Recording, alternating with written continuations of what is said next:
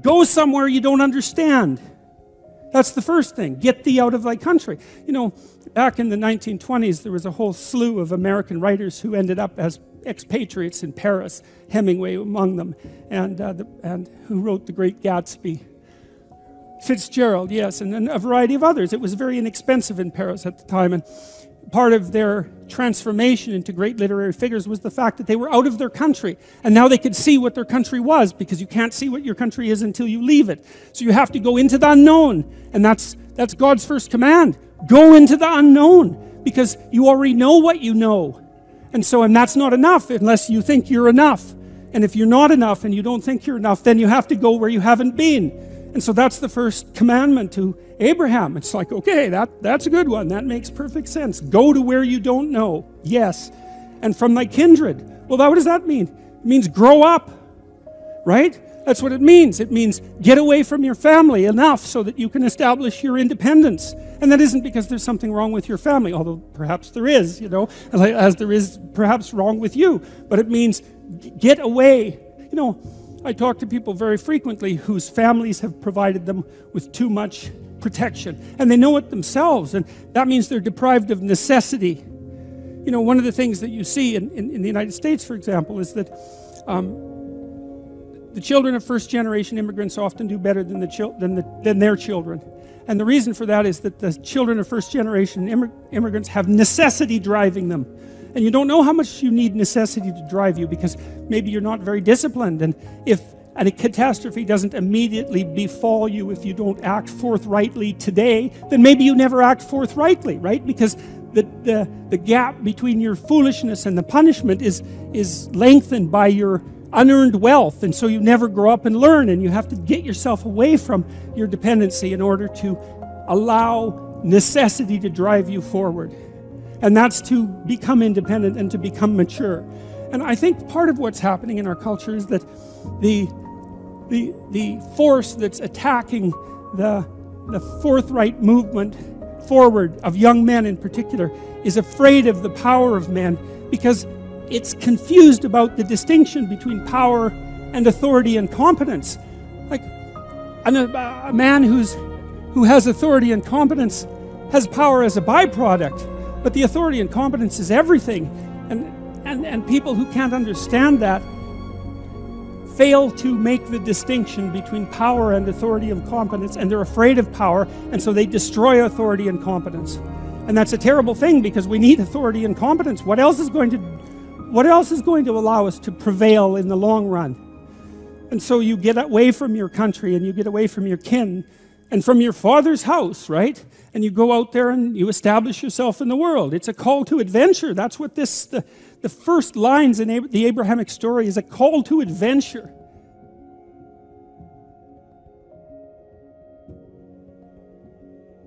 One of the things that I've been struck very hard by a number of writers, Carl Jung obviously among them. I mean, he wrote things like Nietzsche that if you understand them, they just break you into pieces, you know. And one of the things that Jung understood and the psychoanalysts understand, it's one of the most terrifying elements of psychoanalytic thinking, is very tightly allied with religious thinking, which is that you are not the master of your own house. There are spirits that dwell within you, meaning you have a will and you can exercise a certain amount of conscious control over your being, but there are all sorts of things that occur within you that seem to be beyond your capacity to control. Your dreams, for example, that's a really good example, or your impulses, for example. You might think of those as so foreign from you that you don't even want them to be part of you. But more subtly even, how about what you're interested in, what compels you? Like, where does that come from? Exactly.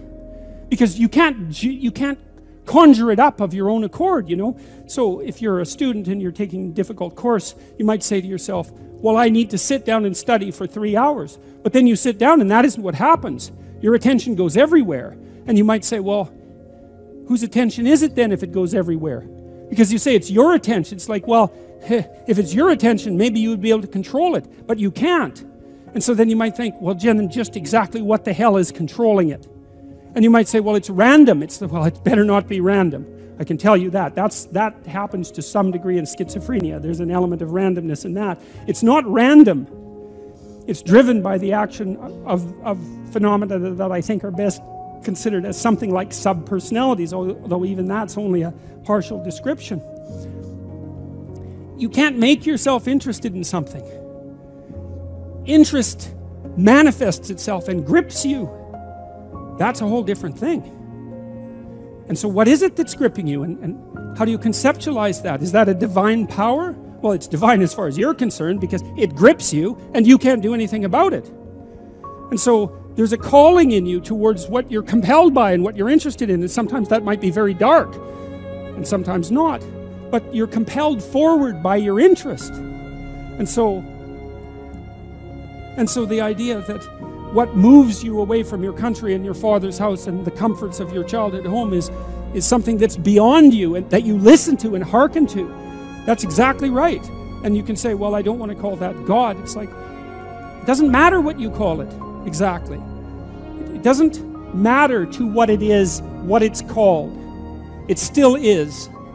And if you don't listen to it, that's the other thing. If you don't listen to it, and I've been a clinician and talked to enough people now, as old as I am, to know this absolutely. If you do not listen to that thing that beckons you forward, you will pay for it like you cannot possibly imagine. You'll have everything that's terrible about life in your life and nothing about it that's good. And worse, you'll know that it was your fault and that you squandered what you could have had. The worst punishment is reserved for those who committed to nothing and stayed on the fence. And that's really something too. That's really something to think about. And it's also something I believe to be true, because I see that stasis is utterly destructive. Because there's no progress, all there is movement backwards. There's aging and suffering and no progress. And so to not commit to anything is the worst of all transgressions. To commit means to put your body and soul into something, to offer your life as a sacrifice, means that you're willing to make a bargain with fate. And the bargain is, I'm going to act as if I give it my all, then the best possible thing will happen because of that. And to not see the analogy between that and the act of faith in God is to misunderstand the story completely. And it has to be an act of faith, because how are you going to know? You can look at other people, but that isn't going to do it. Kierkegaard was very clear about this sort of thing. There's certain sorts of truths that you can only learn for yourself through experience. And that's, of course, why Abram also has to go out alone, right? He has to leave his kin. It's an individual, it's the individuation process. Like dying, it's something that you do alone. There's no way you can tell what is within your grasp, let's say, unless you make the ultimate sacrifice. And there's no way of finding out without actually making it. Sacrifice. What does that mean, sacrifice? Well, it's a discovery, man. It's the discovery of the future. It's like the future is actually the place where there is threat. And it's always going to be there. So what do? You make sacrifices in the present so that the future is better. Right. Everyone does that. That's what you're doing right now. That's what you're doing here. That's what your parents are doing when they pay money to send you to university. They think, you can bargain with reality. It's amazing. You can bargain with reality. You can forestall gratification now. And it'll pay off at a place and time that doesn't even exist yet. It's like, who would have believed that? It's like, that's a miracle that occurs. And it's not like people just figured that out overnight. You know, we were chimps, for Christ's sake. Like, how are we going to come up with an idea like that? Well, it's like, well, we thought about it for 7 million years. And, you know, we got to the point where we could kind of act it out. But we didn't know what we were doing. But it emerged as like a dream. So the terror of the future is a dream. And the solution to the dream of the terror of the future is another dream. And it comes out in mythology and in fantasy and in drama, where you act out the sacrifice. And then it's a step on the way to full understanding. So we can say sacrifice now instead of doing it, you know, although we still do it. It's just not concretized like it used to be. We do it abstractly. And we all have faith that it will work. You know, and we also set up our societies so that it'll work. And one thing about, you know, I'm not a fan of moral relativism for a variety of reasons. Partly because I think it's an extreme form of cowardice. But anyways, apart from that, No. There's minimal ways that you can set up a society that will work. And so one of them is that the society has to be set up so that your sacrifices will pay off, or you won't work, and then the society will die. And so it has to make promises. People have to make promises to one another. And that's what money is. Money is a promise that your sacrifice will pay off in the future. That's what money is. And so if the society is stable, you can store up your work right now, you can sacrifice your impulses, and you can work, and you can store up credit for the future, and then you can make the future a better place.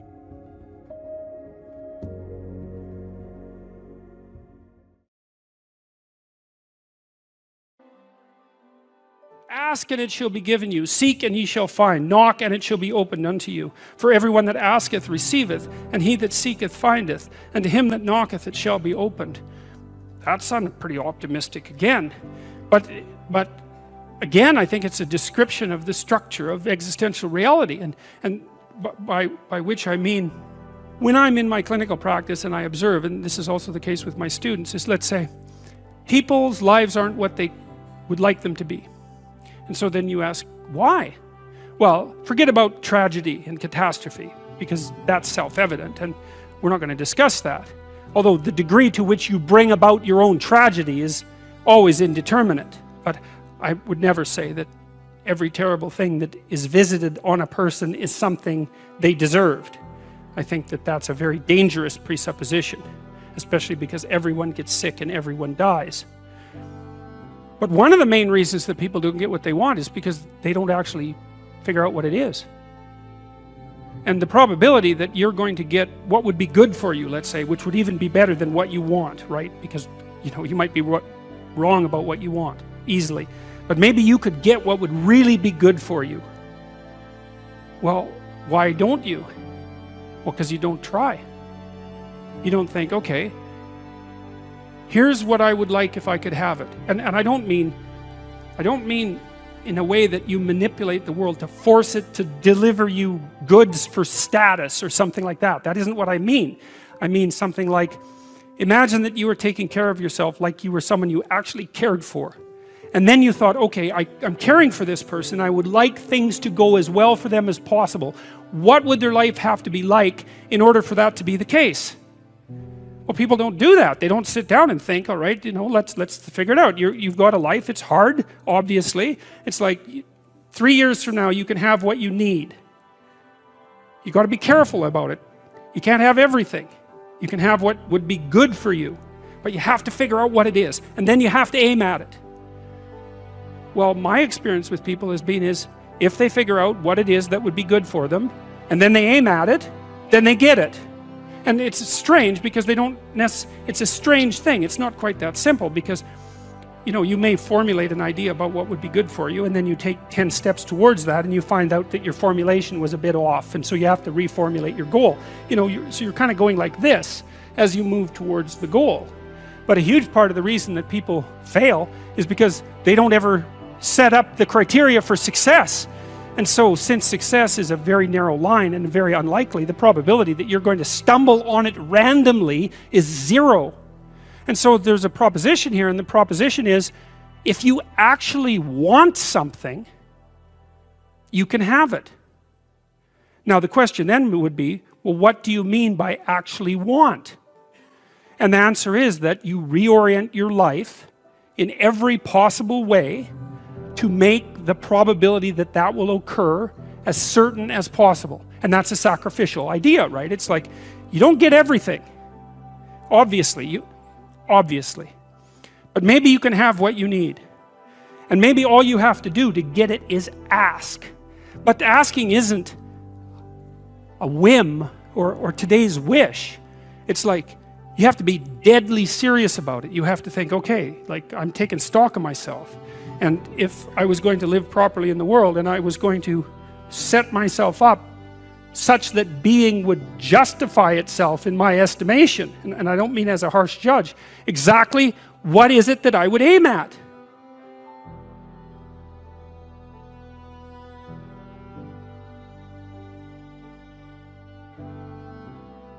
What I learned to do, I think, was to stop saying things that made me weak. And now that, I mean, I'm still trying to do that, because I'm always feeling when I talk whether or not the words that I'm saying are either making me align or making me come apart. And I think the alignment, I really do think the alignment I think alignment is the right way of conceptualizing it, because I think if you say things that are as true as you can say them, let's say, then they come out of the depths inside of you. Because we don't know where thoughts come from. We don't know how far down into your substructure the thoughts emerge. We don't know what processes of physiological alignment are necessary for you to speak from the core of your being. We don't understand any of that. We don't even conceptualize that, but I believe that you can feel that. And I learned some of that from reading Carl Rogers, by the way, who's a great clinician, because he talked about mental health in part as the coherence between the spiritual or the abstract and the physical, that the two things were aligned. And there's a lot of idea of alignment in psychoanalytic and clinical thinking. But anyways, I decided that I would start practicing not saying things that would make me weak. And what happened was that I had to stop saying almost everything that I was saying. I would say 95% of it. It's a hell of a shock to wake up and I mean, this was over a few months, but it's a hell of a shock to wake up and realize that you're mostly dead wood. It's a shock, you know, and you might think, well, do you really want all of that to burn off? It's like, well, there's nothing left but a little husk, 5% of you. It's like, well, if that 5% is solid, then maybe that's exactly what you want to have happen. Well, so I told you that story as an elaboration of this line. And God saw that the wickedness of man was great in the earth, and that every imagination of the thoughts of his heart was only evil continually. It's a question worth asking. Just exactly what are your motives? Well, you know, maybe they're purer than mine were, and it's certainly possible. I don't think that I'm naturally a particularly good person. I think I have to work at it very, very hard. And I don't necessarily think that everyone is like that. But some people are worse than that. And everyone's like that to some degree. So it's worth thinking about. Just how much trouble are you trying to cause?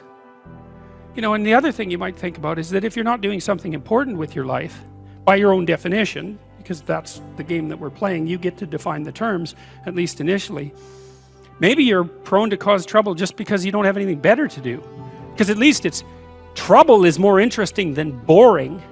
You know, that's something you learn if you read Dostoevsky. Dostoevsky knew that extraordinarily well. And so if you're not doing something, if you're not pushing yourself to the limits of your capacity, then you have plenty of leftover, what would you say, willpower, energy, and resources to devote to causing interesting trouble. And so, also I would say this is also an archetypal scenario. God saw that the wickedness of man was great in the earth, and that every imagination of the thoughts of his heart was only evil continually. That's something to meditate on. And it's not self-destructive, because what it is an attempt to, it's like the diagnosis of an illness. It's like if that does happen to be the case for you, or to some degree, maybe it's only 10% of you or something, or maybe it's 90%, well then coming to terms with that is excellent, because then maybe you can stop doing it. And what would be the downside to that? You'd have to give up your resentment, obviously, and your hatred and all of that, and that's really annoying, because those emotions are they're easy to engage in, and they're engaging, and they have this feeling of self-righteousness with them, and that goes along with them. But you're not doing this in order to put yourself down. You're doing this in order to separate the wheat from the chaff, and to leave everything that you don't have to be behind.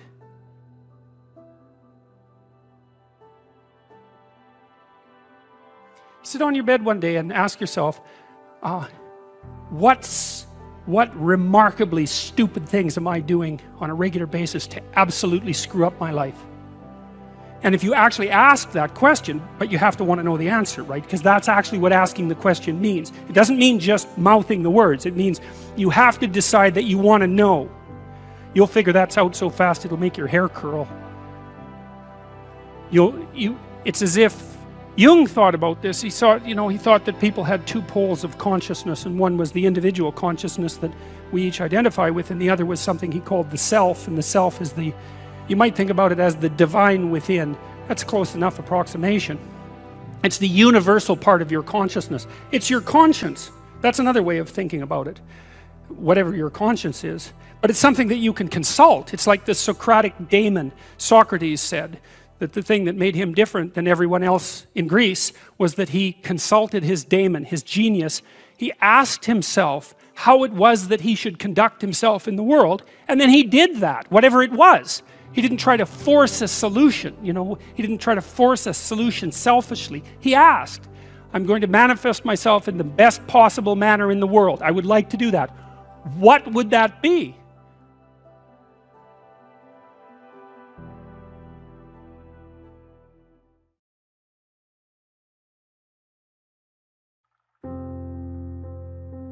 You're trying to do well in a class and you get a bad grade. Okay, so you're in this little frame, you want to get a good grade, that isn't happening, you got a bad grade. Okay, what is it that's manifesting itself as the bad grade? Well, you could say, well, it's a C- on a piece of paper. It's like, well, that's, you know, really? No. That's the objective manifestation. You got a piece of paper with a C-. The value-free proposition is that you've been delivered a piece of paper with a curve on it and a little, you know, negative sign. Well, you think, well, that's what that is. Well, you know, it's as dopey as thinking, well, here you got your failing grade, you go into the lab and you like weigh it on a scale, and then you burn it and see what it was made of. It's like, well, why did I get so upset about that? It's just paper. It's like, no, that's not just paper. It's an entity that exists in a web of connections. The fact that it's signified by paper is almost completely irrelevant. What is it? The answer is, you don't know. And that's why when you pick it up, you get this paralyzed sinking feeling, because your limbic system is a lot smarter than your perceptual systems. And your perceptual systems say, well, that's a piece of paper, and your limbic system says, nah, for sure, dragon. Right, right. And so then you're sweating, and then maybe you put it away and you go play video games because, you know, better the hypothetical dragon than the real dragon. And so instead you pull out the piece of paper maybe and you think, okay, why did I get this C-? Well, that's a hell of a question, isn't it? It's like, maybe you're stupid. Well, that could be, or at least stupid compared to who you think you are. Like that's the real horror that's lurking there, right? It's like, oh, I thought I was kind of smart. That's a proposition of the highest order. I thought I was kind of smart. It's like, yeah, well, what about this C-? It's like, well, that goddamn professor, right? That's the first thing. I've been attacked by a predator. That's the first response, right? So it's a nonsensical message. It's just delivered by someone evil and predatory. Well, that's, you know, possible, but I wouldn't go there. I wouldn't go there first necessarily. So, but then, well, then say you don't go there. Okay, well, so what is this exactly? Do you not know what you thought you knew? Are you not who you think you are? Do you not work hard enough? Are your values not organized properly? Do you misuse your time? Are you in the wrong field? Is the way you're construing your life completely inappropriate? Are you acting out what your parents wanted you to do and you're pissed off about it, so you're only running at 40% to spite them, despite the fact that they're paying $25,000 a year for your education? Because that's a fun game. Yeah, I'll go do what you want me to do, but I'll fail. But not completely, because then that wouldn't cost you very much. I'll just fail a little bit, so that you have to spend all that money forcing me to do what I don't want to do, but you'll never get to escape from it. And then every time we interact, I'll stab you in various ways that you don't quite understand, just to show you how irritated I am that I happen to be acting out the destiny that you've put forward for me. So maybe that's part of the dragon, right? And then that pulls in the whole parent thing. And you know, these are bottomless pits often. When you're in the world and something objects to you, something that matters objects to you, then in the entire unrealized world is in that thing that objects. It's all tangled up inside it. That's why it's the great dragon of chaos. It's everything that's outside of your conceptual structure. And what is that? It's everything that lurks outside of your walled city. And it's manifested itself like the snake in the garden. And the easiest thing to do is say, I'm not having anything to do with that. But the problem with that is, well, you get your C- and you don't do anything about it. Maybe you're a little bitter and more resentful, and your study habits get a little worse. So the next time you get like a D+, and then you collect a bunch of Fs, and then you stop going to school, and then you stop showering, right? Then you end up jumping off the bridge. And so that's how the dragon eats you when you don't pay attention to it. And so it's no bloody wonder that people avoid.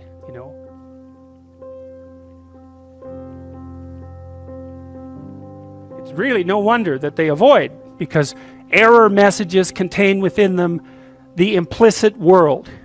Now, the upside of that is, well, they contain within them the implicit world. And the world isn't all negative. And so maybe you get your C minus, and that's actually the best gift you ever got, because somebody finally took you and went, whack, you know, clue in. And so you take that apart and you think, oh, I don't know how to write. I don't know how to think. I've never read anything in my life. My study habits are abysmal, you know, like maybe I'm working at 2% efficiency, which is probably, I would suspect that, you know, some of you aren't doing that, but I bet there's 30 to 50% of the people in the room are working at 2% efficiency. It's like, to find that out is so optimistic. I mean, if you're barely hanging in there, but you're only working at 2%, you might imagine what you could have as a life if you're working at like 50%.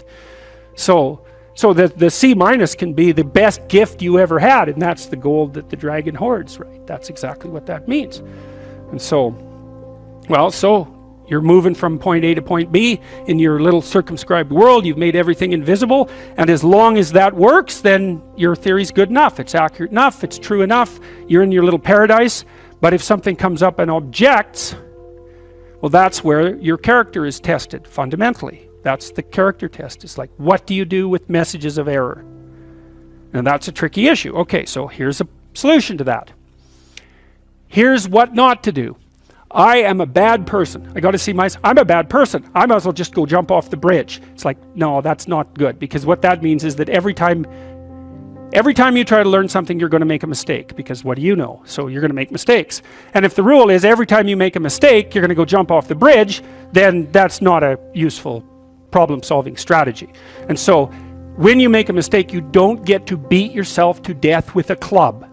It's a bad strategy, and you'll have your internal tyrant in there who's perfectly happy about doing that. That's the, you know, overactive superego that Freud talked about. Maybe it came to you via a parent who was too authoritarian, or a grandparent, or maybe it's just you because you're disagreeable and neurotic, and so you'll take your, or hyper-conscientious, you'll take yourself apart. Well, so you've got a problem. Something has objected to you. Then the question is, well, what does that mean? Well, maybe you're not looking at the world right.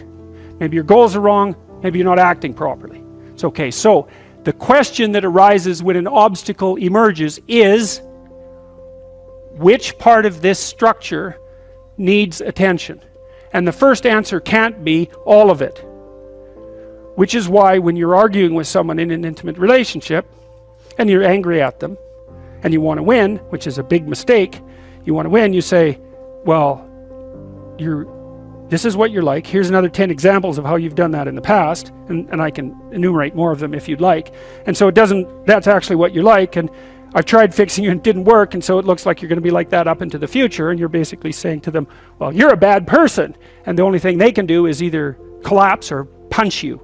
And punching you is actually better than collapsing. You know what I mean? It's such a counterproductive way of arguing. You don't leave the person any out. And so maybe, well, they're civilized, so it doesn't get physical. Well, maybe that's good and maybe it isn't. But then they end up either really not happy with you in a way that they will manifest the first possible opportunity they get, or they have to go off in the corner and cringe. It's like, great, you won. It's like now your partner's either hates you or is cringing. It's great. That's a real good victory, man. Rack up about 100 victories like that, and you'll be in divorce court and spending $250,000 while being miserable about it.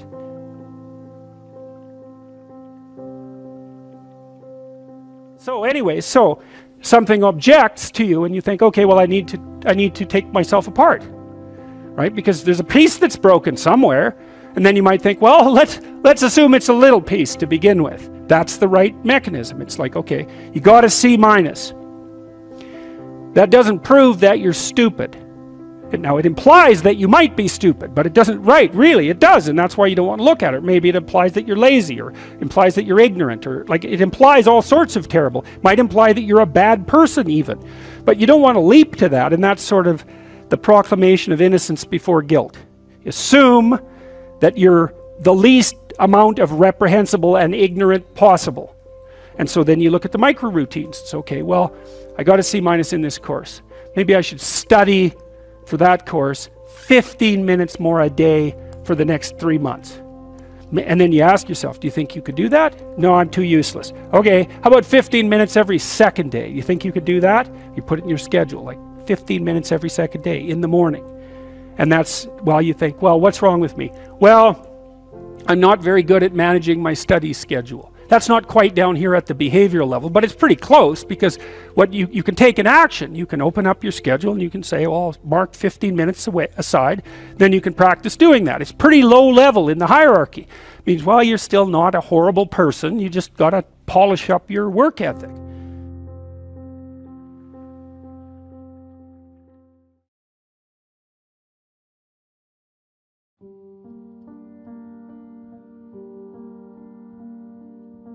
This idea is what enables people to transcend their suffering. And Buddha said, well, don't be too attached to things. And what does that mean? It doesn't mean deny the world. It might mean deny the world if you're too in love with the material, like with material well-being, let's say, then your pathway to transcendence and meaning might be to abandon that, because it's constraining you. It's making you less than you could be. But the fundamental lesson, the more fundamental lesson that's underneath that is, don't let what you are stop you from being what you could be. Right. And so then the question is, well, what do you identify with? Do you identify with what you are? Then you're a tyrant. Do you identify with chaos? Because that's the opposite of order, say. Then you're nihilistic. Well, you don't identify with either of those. You know that they're both necessary. You know that you have to live with both of them, but you identify with the capacity to continually transcend what you are. And then you seek out error.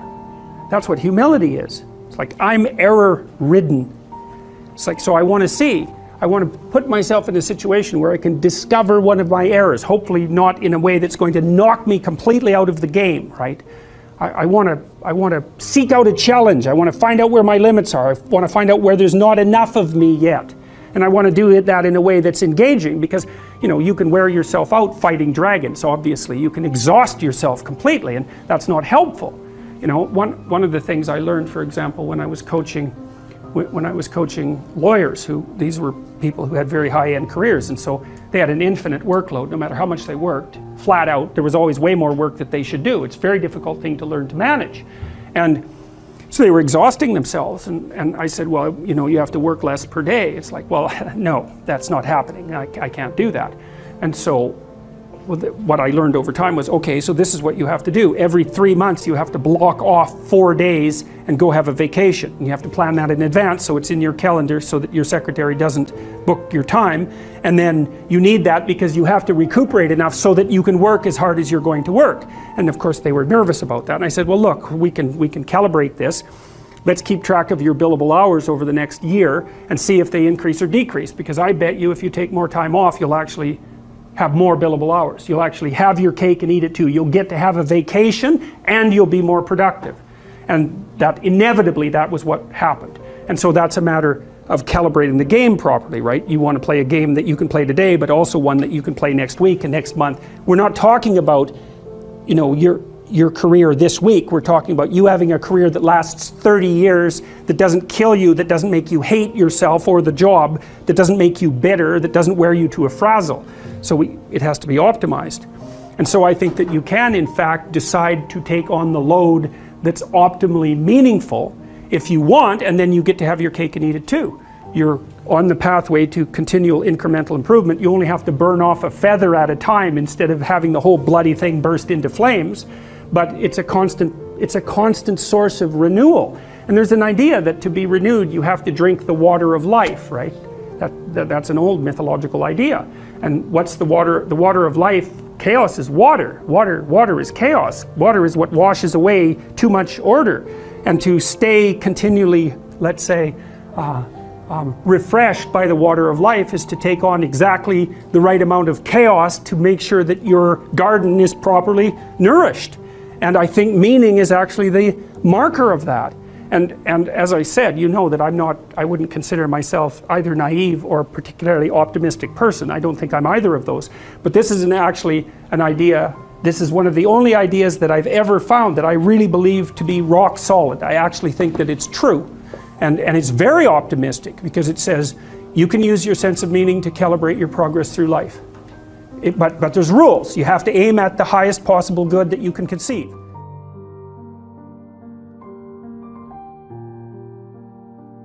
Don't sacrifice who you could be for who you are, which means if you have to choose to transform in a positive direction or maintain your current position, then it's better to transform in a positive direction. So you might even think of that as the core of your being. That's a Piagetian idea. It's a Jungian idea as well. Who are you? You're the thing that transforms who you are. Now you're also who you are, but on top of that, you're the thing that transforms who you are. And I do think that that's not an arbitrary statement. You know, one of the things that modern universities do dreadfully now is convince their students that value structures are relative, and that's a big mistake. There's a lot of things wrong with that idea, and one of the things that's wrong with that idea is that doesn't include what I just mentioned, which is that's a good moral rule, is you are the thing that is and you're the thing that becomes, and you should put the thing that becomes at a higher place than the thing that is. That means you also have to allow yourself to shake off those things about you that you might be pathologically attached to, habits and people for that matter, ways of thinking, all of those things. You have to allow yourself to shake those off, and that's more like a burning. That's why the phoenix is the symbol that it is, right? It's old and it deteriorates, it bursts into flame, and then it's reborn. It's like, well, do you want to be reborn? It's like, well, that's not the question. The question is, do you want to burst into flame? And the answer to that generally is no. But that's the wrong answer. The right answer is you let all that nonsense burn away. And you might say, well, I don't know what I should leave behind. And the answer to that is, that's a lie. You know some of the things that you should leave behind.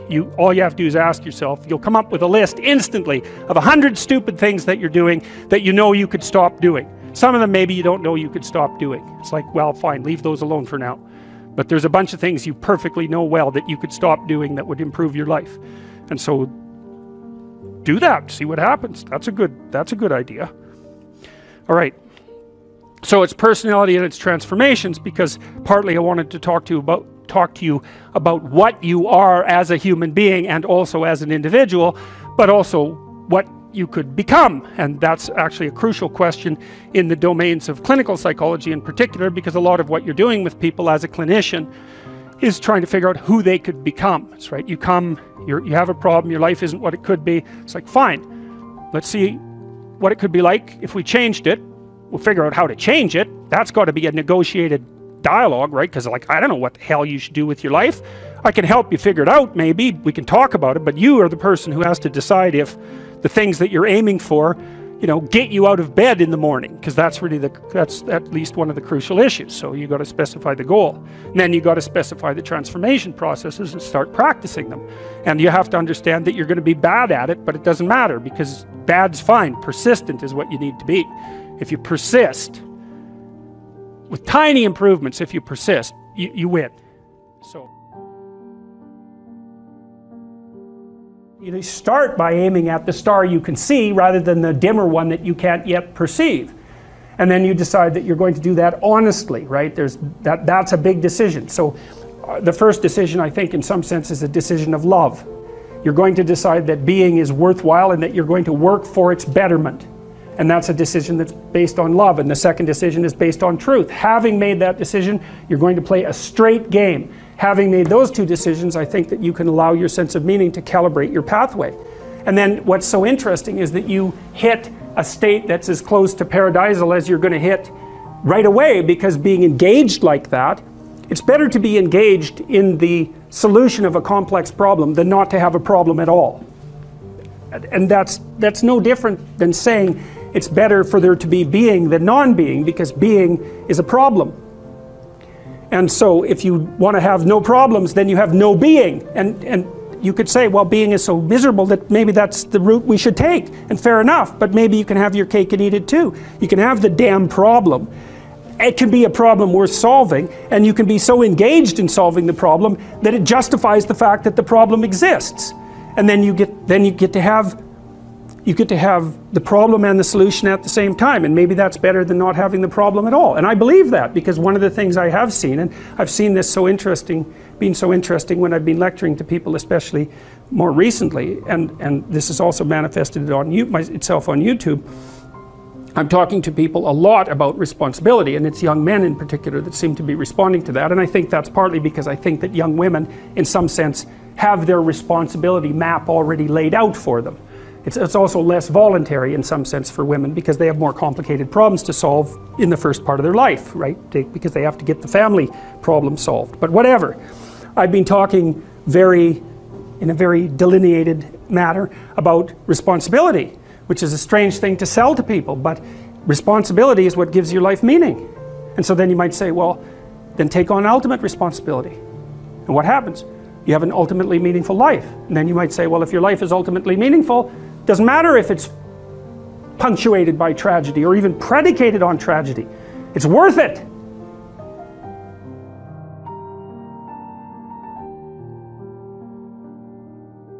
Everything I've seen indicates to me that's true. Every time I get my clients to take on more responsibility, you know, and it isn't an injunction. You're a bad person, you should take on responsibility. It has nothing to do with that. You can define the damn responsibility. It isn't something that someone else should impose on you. It's not a matter of doing what you should do in some abstract manner. It's not that. It's the choice of what game you're going to play. And you know, you can play the game of the seeker, I would say, and if you play that game, then everyone wins. And it's the best game you can play. And so the answer, in some sense, to the tragedy of life, to the catastrophe of life, to the fall, is to adopt the responsibility of mortality that goes along with that, and to play that game maximally. And paradoxically, it's in the willingness to do that that the solution emerges.